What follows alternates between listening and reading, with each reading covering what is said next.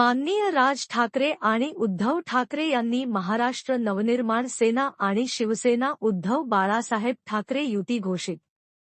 राज ठाकरे आणि उद्धव ठाकरे यांनी महाराष्ट्र नवनिर्माण सेना आणि शिवसेना उबाठा मध्ये पत्रकार परिषदेत युती घोषित करण्यात आली। त्यामुळे अकोला अकोट जिल्ह्यातील सर्व रेल्वे प्रवासी संघटना आणि मनसे शिवसेना पदाधिकारी आणि कार्यकर्त्यांनी आज नंदकिशोर शेळके यांच्या नेतृत्वात पेढे वाटून आनंद व्यक्त केला आणि भविष्यातील वाटचाल सुरू केली। त्याचा परिणाम महाराष्ट्रातील सर्व जिल्हाध्यक्ष, तालुका अध्यक्ष आणि पदाधिकारी, कार्यकर्ते आनंदी झाले।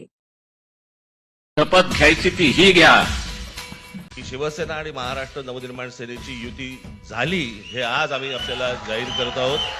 एकत्र आलोय एकत्र राहण्यासाठी।